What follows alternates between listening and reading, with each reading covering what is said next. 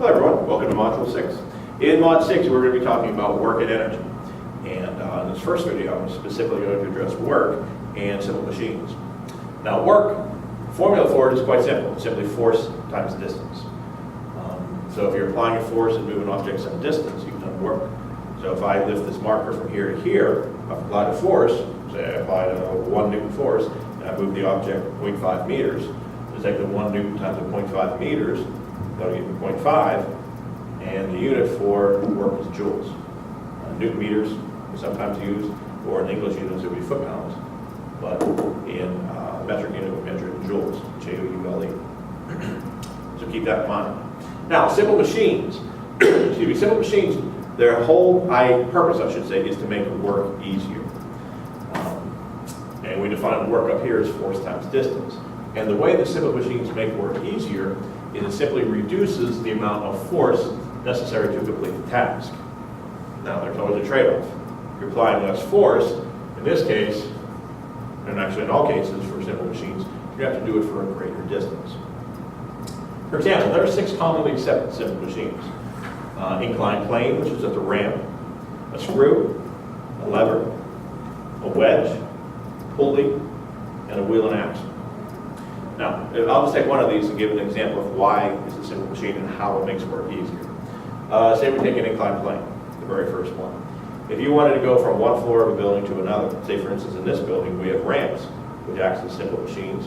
We also have stairwells. So you can take the stairs from one floor to another.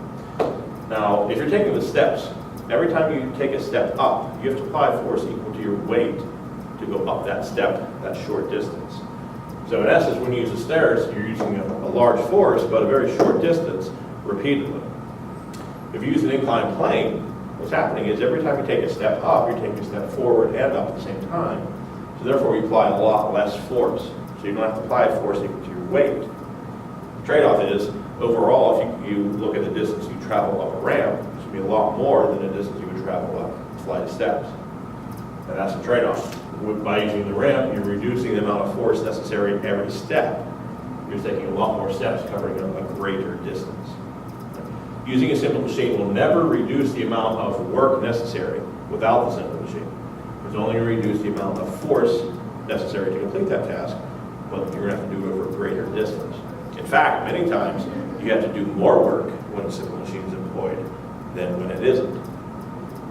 But again, the whole idea isn't to reduce the work, it's to make work easier by reducing the force necessary.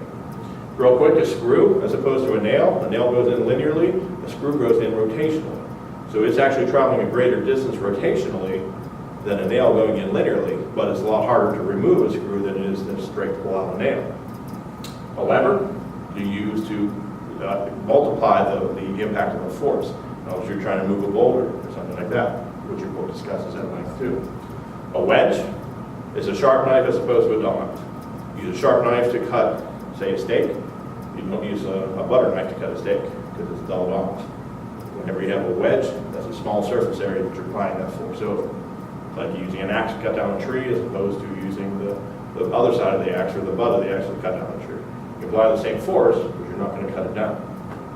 A pulley is a simple machine used to elevate objects. So you apply less force by pulling on the rope and using the pulley system. You apply less force, but the amount that you pull the rope, if you mark that off as a distance, is going to be much greater than the distance the object is elevated that you're actually lifting. And lastly, wheel and axle. Wheel and axle, say for instance, a chair on wheels. As you move a chair on wheels across the floor, you're reducing the amount of friction. As you took the wheels off, you still drag it across the floor. It'll still move, but you're going to have to apply a lot greater force to do that. The wheels reduce the amount of friction, which makes it roll easier. So these are 6 simple machines, but again, the whole idea behind the simple machines is to make the work easier. And that's it for the first video.